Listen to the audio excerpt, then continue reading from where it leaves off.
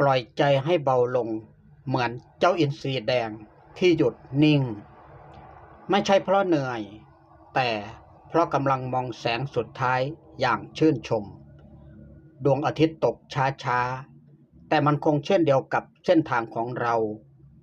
ไม่จำเป็นต้องรีบเสมอไปแค่มีลมหายใจมีธรรมชาติมีแสงบางๆของความหวังก็พอให้ใจลุกขึ้นอีกครั้งขอบคุณเย็นย่ำของวัน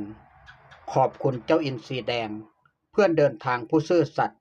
และขอบคุณตัวเองที่ยังเลือกใช้ชีวิตในแบบที่หัวใจเรียกร้องขี่คนเดียวแต่ไม่เคยเดียวดายเพราะธรรมชาติคือเพื่อนทางที่ซื่อสัตย์ที่สุดอินทรีแดงหยุดพักพระอาทิตย์ค่อยๆลับฟ้าลมหายใจเราก็ค่อยๆกลับมาหากคลิปนี้พอจะเติมพลังใจหรือทำให้คุณยิ้มได้เบาๆสักครู่อย่าลืมกดติดตามช่องกิวิไลฟ์ลมหายใจอิสระไว้เป็นเพื่อนร่วมทางกันนะครับแล้วพบกันใหม่ในคลิปหน้ากับเสียงธรรมชาติเสียงลมหายใจและจังหวะชีวิตที่เดินไปอย่างไม่เร่งรีบครับกิวิไลฟ์ลมหายใจอิสระ